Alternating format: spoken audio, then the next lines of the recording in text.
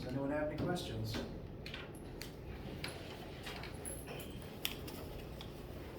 Okay. Well, plan for today is we're going to continue on talking about buoyant force and then introduce one more concept related to pressure before we wrap up this section for the week.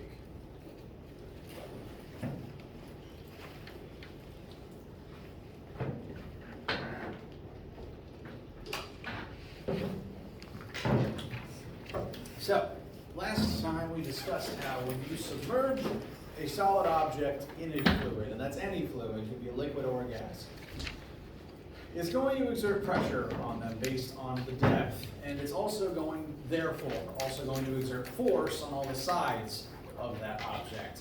And since pressure increases with depth, the lower parts of the object are going to have more force acting on them, inward pointing, than the upper faces of the object. As a result, the net overall force that the fluid exerts points upward, allowing things to float. And we call that overall net force from the fluid a buoyant force.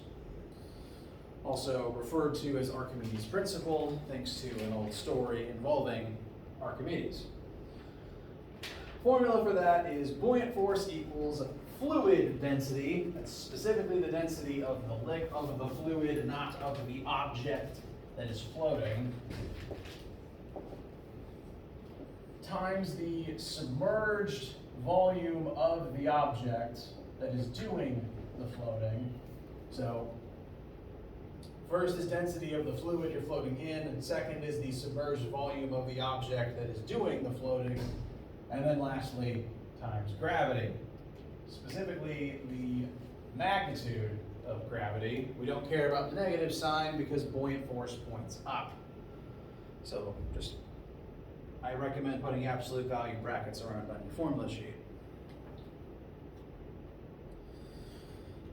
And as long as this buoyant force upwards equals or exceeds the weight of a given object, it will rise to the surface and float.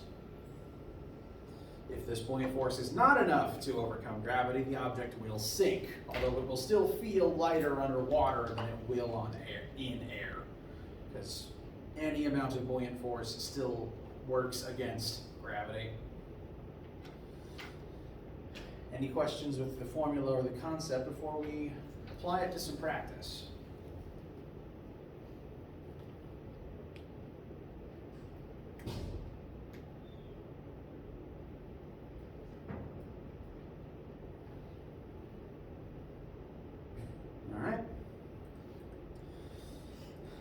So, humans have invented something that is able to make use of the buoyant force acting on it, that being a submarine. Now, subs technically don't control the buoyant force that's acting on them, at least not very much. But what a submarine is able to do is it controls its own weight.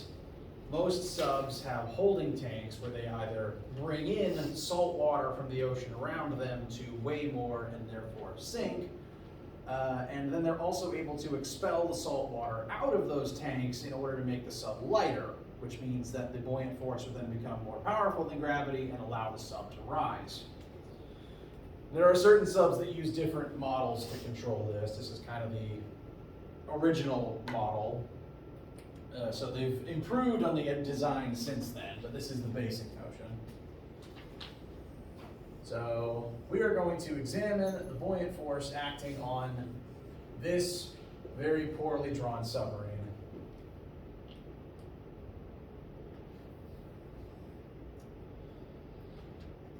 So this sub is going to be in the ocean. That means that the density of the seawater around it is going to be 1,025 kilograms per meter cubed. Slightly more dense than fresh water. And it's just going to be floating, in the dock, waiting for people to board, and then for it to set out. Most subs are designed such that only part of them is ever exposed at any given time. They don't usually float with just their very lowest points like a beach ball does. Like some of it is still underwater, like how most boats are mostly submerged at any given moment, like the hull is always underwater. So I'm going to put the water level here, with most of the body of the ship under the water.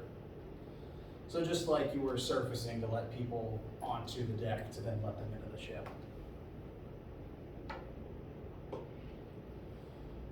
And the mass of our submarine is going to be 43,000 kilograms.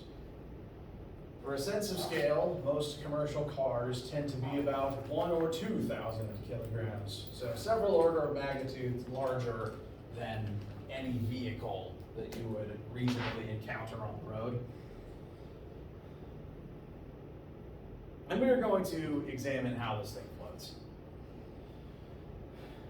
Historically speaking, it's kind of amazing that this thing can float, given, strictly speaking, how heavy it's going to be. A couple thousand years ago, the idea of making metal float would have been unheard of.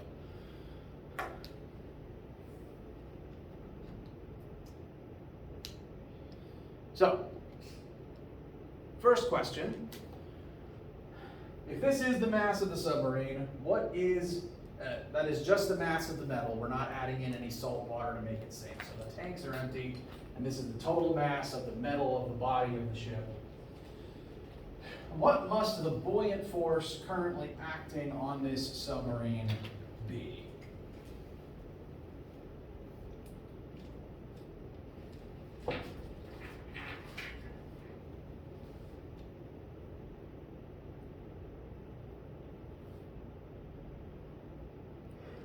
Excuse me. Now, we've been given, the information we've been given is the density of seawater and the mass of the ship. We want to know the buoyant force. Are we able to use our new buoyant force formula to figure that out yet?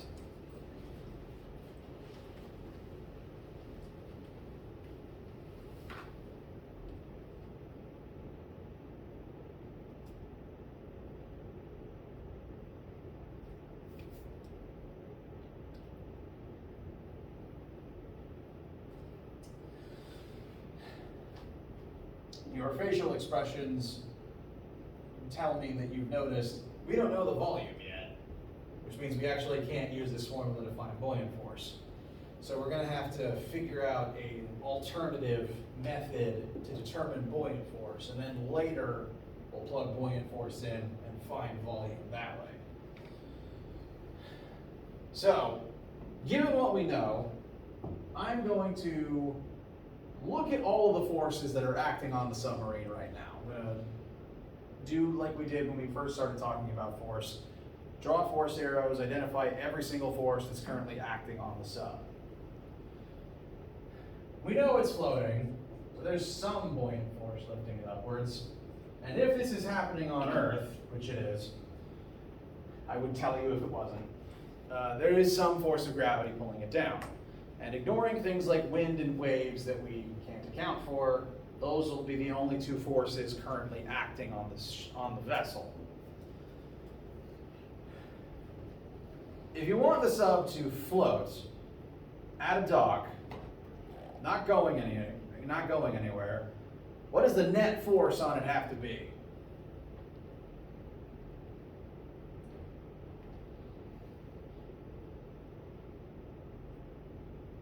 If you want it to remain totally still and not accelerate at all, the net force must be zero, which means that all the forces acting on this ship have to cancel out so that it stays in place.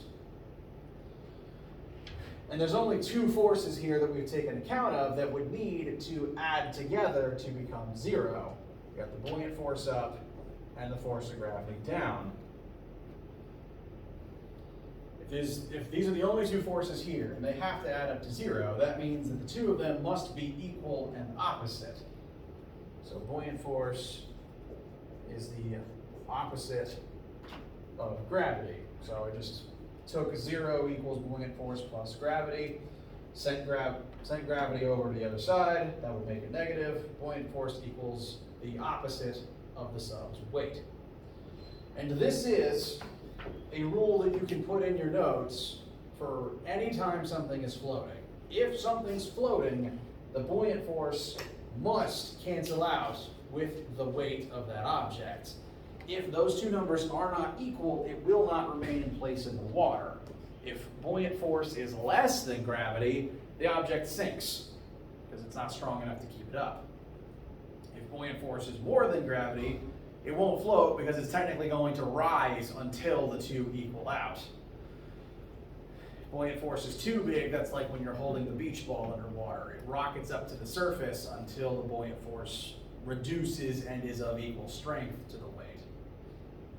So as long as you know the mass of the ship and therefore can find the weight of the ship, you can actually figure out buoyant force through this method rather than having to rely on the other formula for it. Does that feel okay so far? All right.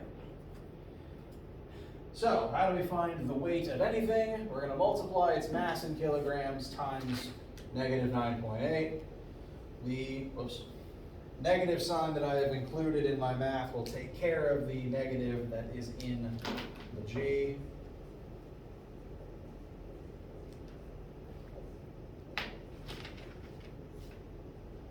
And I believe the final answer that we get out of here is 4,021 and 400?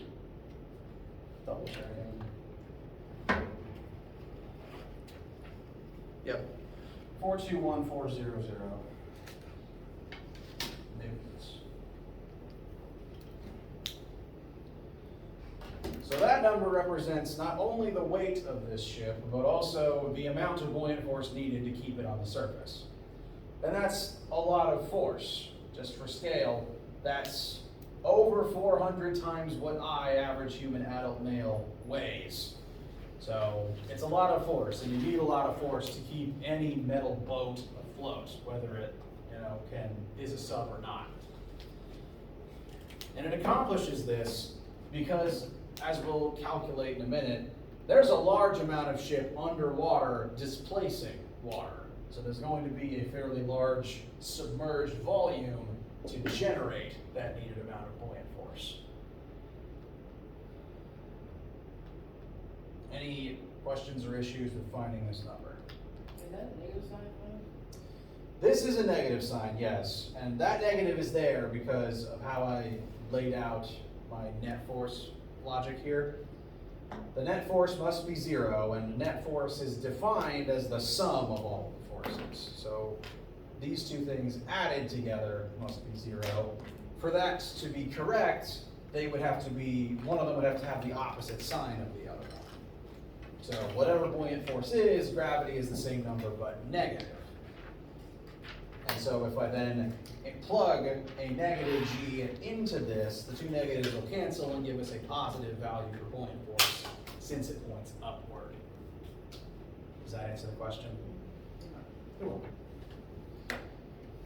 So, very large amount of force needed to keep this literal tub afloat. All metal ships have to undergo very similar calculations. Frankly, even wooden ships too. Just because it's made of wood doesn't mean you don't have to do this math.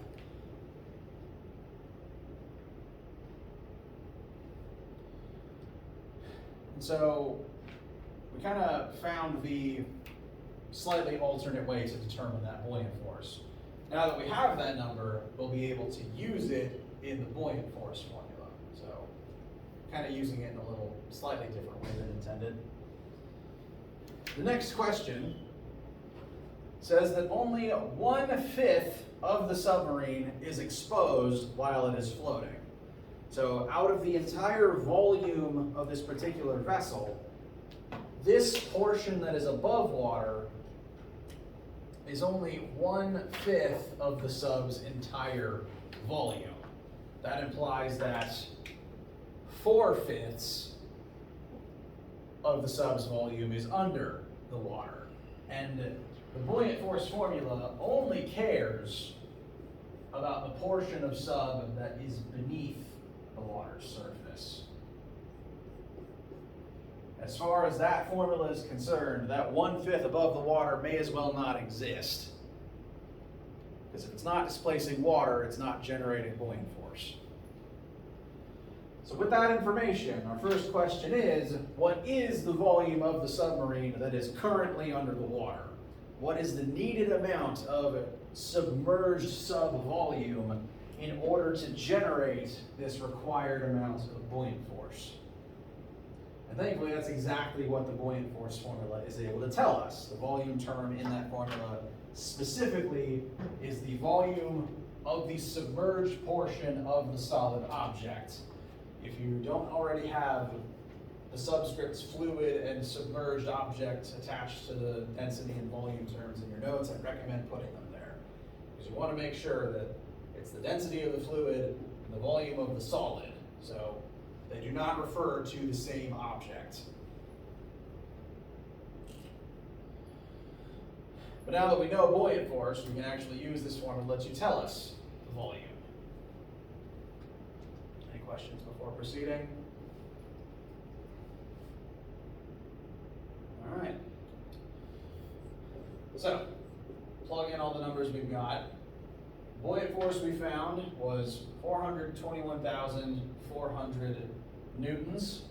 That's going to be equal to the density of the fluid we're floating in. That's going to be salt water, density of 1,025. Slightly more dense than fresh water, thus it is easier to float in.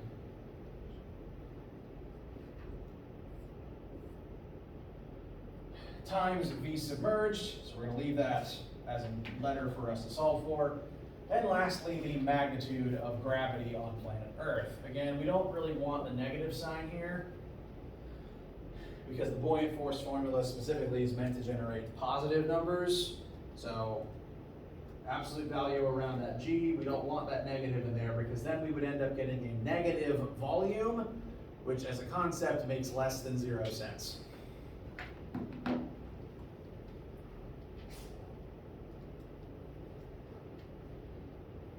But we plugged in everything we need to find V submerged. Just have to send the density and the G to the other side. Specifically the denominator of the other side. We're going to divide by those two numbers.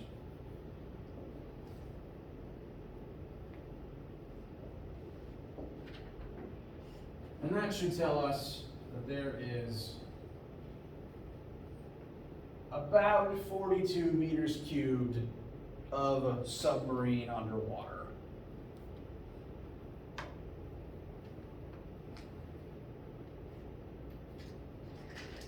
Yes?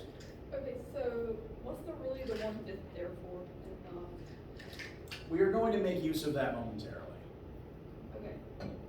This is for the whole submarine right here, right? What we just found? What we just found is only this green portion that is under the water. And the 1/5 tells us how much more sub besides that is above the water. Because, and this is true primarily of boats that, always float. The Titanic was not meant to go underwater. Any ship that is designed to float on the water's surface, there is always a rather large portion of that volume that is under the water compared to whatever is above the water. And this is on purpose. You need a very large amount of metal filled with air under the water so that you have a big enough submerged volume to displace enough water to lift up the boat. If you look at like really big ships, like cruise ships or military vessels, their hulls tend to extend to very great depths. Like there's way more boat under than there is up top. Kind of like how the same is true for the iceberg that sank the Titanic. There's way more thing under the water generating buoyant force than there is visible above the water. So that number is only the submerged portion. That number is the 4/5 that I've highlighted in green.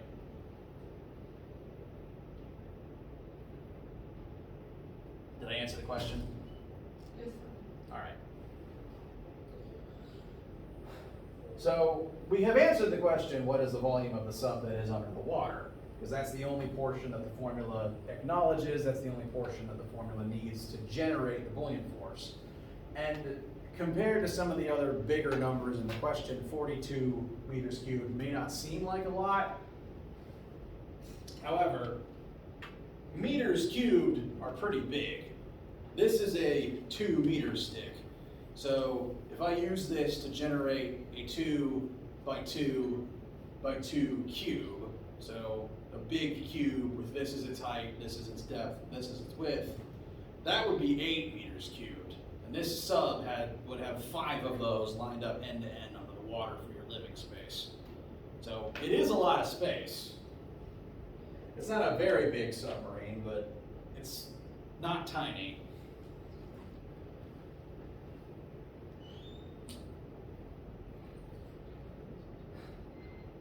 So this just answers the question of how much is submerged.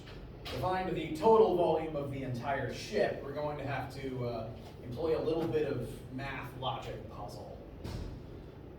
Because we're told, whatever this number came out to be, that this would be 4/5 of the total volume. And the way that we utilize that, we don't know what that total is, technically. But we know that 4/5 times that total would give us this number. Whatever that number is, 4/5 of it equals 41.95. And so I would treat that as the formula to find the total.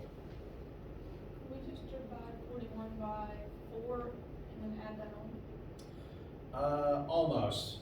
Well, you would want to divide 41 by 4, but then you would have to multiply it by 5. If you only divide it by 4, that just tells you 1/5 the volume of the sub. Divided it by 4 and got like 10 point something and added it to 41. Oh, that works too. Yes, that would get you the same result as what I'm about to do. So yes, that's correct. You have good instinct on that one. So that also works. Yeah, if you did simply put a 1 here to find the volume that was above the water surface, you can just add that to this original number. That absolutely works. My idea, so separate method, is to take the total, multiply it by 4/5, and that gives us the 41.95. That means multiply both sides by 5, divide both sides by 4. Therefore, 5/4 times 41.95 would give us the total volume, factoring in what's above the water surface,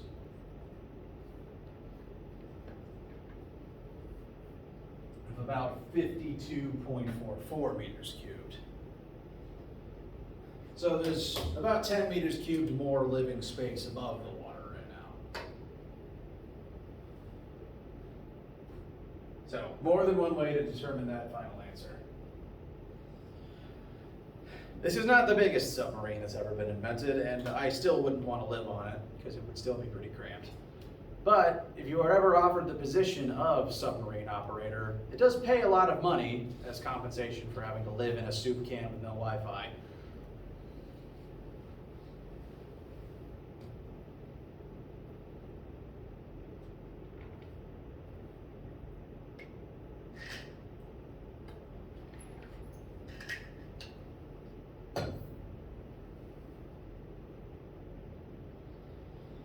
So just to reiterate, the formula tells you the submerged portion, and from there, you may have to employ some logic puzzles to determine the total volume, if the total volume is not already under the water. If this ship were to take in salt water in order to sink, the whole thing would be submerged, but its weight would also increase so that it can fully be underwater with the increased buoyant force. Questions about any of this?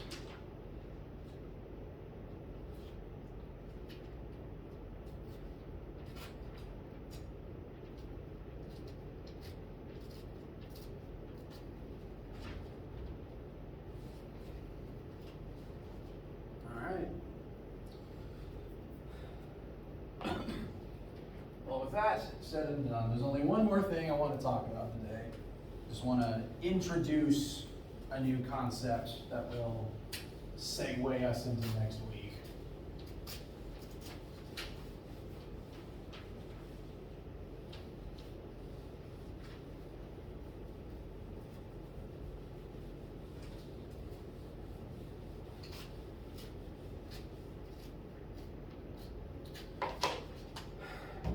Now, all this information about how fluid pressure works has been very handy to humans over the millennia. We've used it to understand air pressure and water pressure and figure out how to make boats float. There's another more niche application. I like to try to describe how the concepts we talk about in this class relates to things you will actually encounter in life. This next concept isn't as obviously useful as everything else we talked about, or the applications of it are a little more specialized, but I still think it's still important to talk about. Do you remember at the start of this week where I talked about how some of the differences between solids and fluids? Fluids flow and they can take on any shape. And any fluid, regardless of whether it's a liquid or a gas, exerts pressure based on the depth within it, and it also, therefore, is able to exert force on surface areas and generate buoyant force. That's true of all fluids. However, gases and liquids still behave a little bit differently when under pressure. The primary difference between them is that gases can be compressed. I talked briefly about how pressure is what people use in order to take 8,000 balloons worth of helium and jam it into a single tank you can get at a party store. When you expose all that gas to pressure, you are able to compress it and reduce its volume such that it fits inside of that tank as long as it's under that amount of pressure. Liquids don't do that, generally speaking. If you try to compress a liquid, it's not usually going to get any smaller. It's just going to try to flow out of your fingers. For that reason, gases and liquids do behave slightly differently if you are putting pressure on them directly. So we're switching gears from talking about the pressure that liquids and gases exert and looking more at what happens when you put pressure on liquids and gases. And since liquids can't be compressed, we've developed a technique for this that is referred to as Pascal's principle.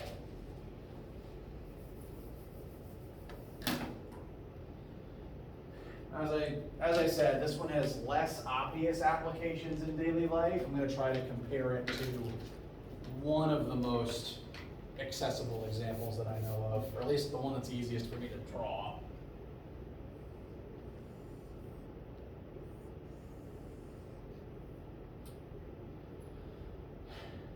This is basically two bodies of water connected by a pipe underneath them. Here we have a very narrow tube of water connected by a pipe to basically a swimming pool. And both sides are filled with water. So the whole system, including the pipe underneath, has water in it. Now, since water is a liquid, you can't really compress it.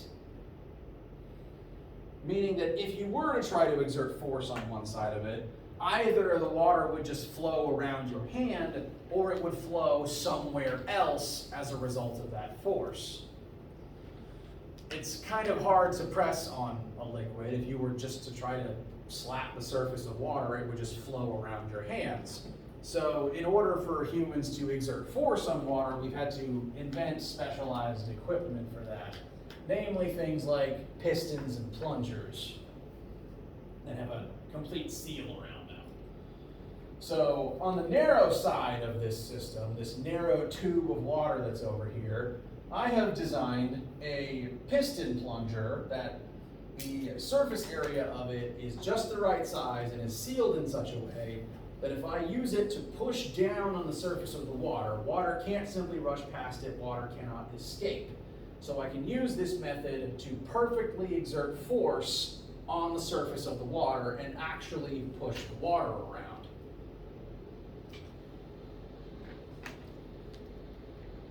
How does it sound so far? Devising a system so that you can actually push on the water surface. Now, what this would mean is, I'm going to exert a certain force over a certain surface area of water. Similarly, the piston I'm using has a certain surface area so that matches the surface area of the water so that no water, escapes past it. So a certain force over a certain surface area. That means I'm exerting pressure on the water in this cylinder.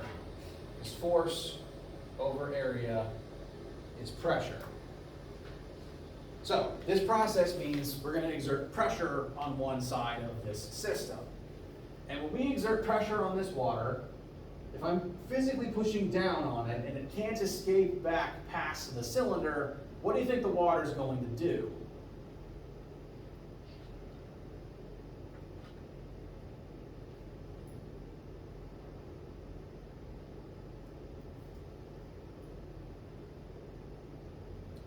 Rise on the other side? Correct. Water is a fluid, and that means that it flows. And if I'm pushing it down this way, it can't flow back past this cylinder the way that I've designed it, so it's just going to flow this way, through this pipe underneath and into the reservoir on the other side. So yes, exactly. As I push down on this side, water is going to flow from the narrow cylinder through to the larger pool, and the pool's water level is going to rise. Since the water can't be compressed, it has to go somewhere, and it's going to go to the other pool. By itself, this means that we've built a pool that we can control the water level of, which by itself is pretty useful if you were, say, running a sports facility or an Olympic stadium. But we can go one step further with what we can do with this. Because as this water level rises, that water would likewise push against anything on the other side as well. Because if the water's flowing from here to here, it's going to push against whatever obstacle it encounters on the way over. Like if there was something floating in the water here, and the water level increases, the water would push up on that object and it would rise with the water. So what if we install a second one of these pistons on the other side? It's going to have to be a lot bigger to take up the entire surface area of the pool. But we can install a piston over on that end as well. And if the water level's rising, it's going to push up against that other piston and exert force upwards on it based on the surface area of the water on this side of the system. This is a hydraulic system that's designed to push against the fluid, cause it to flow somewhere else, and then as a result, that fluid pushes against some other object, transferring the force from one end to the other.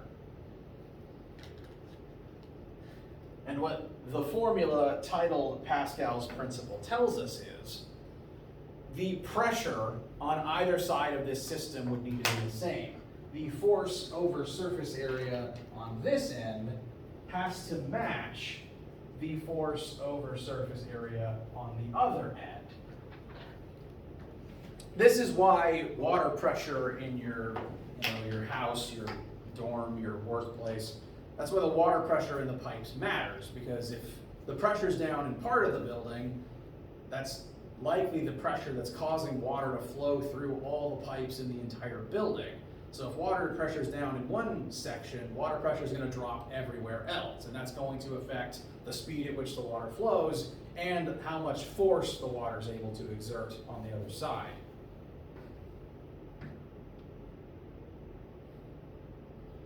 So this system basically lets you take force from one side and send it to the other. But it's not just sending force over, it's also multiplying. the force. Because this formula says that the pressure is the same from one side to the other. Force over area equals force over area.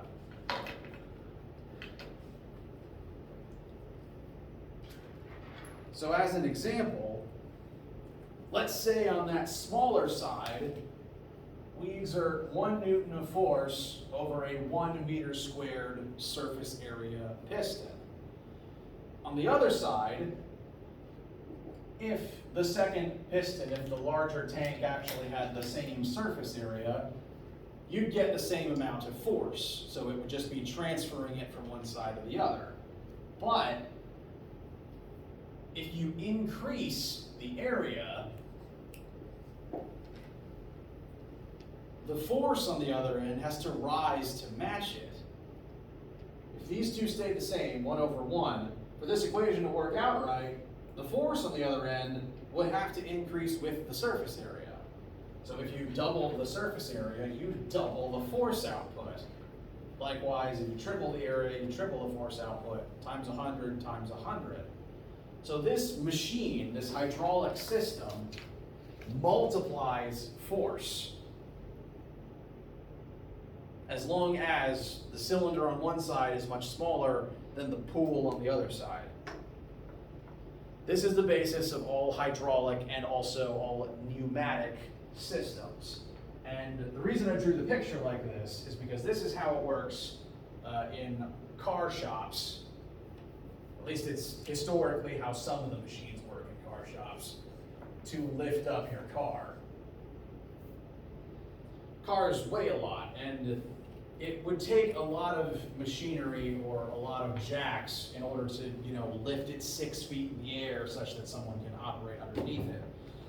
So they use a system like this so that it takes a very small amount of force on this side to generate a lot of force on the other side.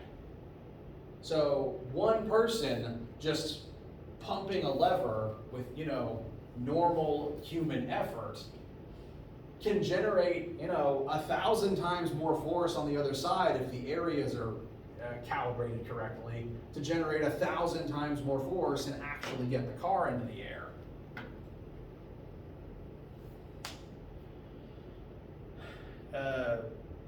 I'd say the next, arguably a more common application though, is actually in most cars' brake systems.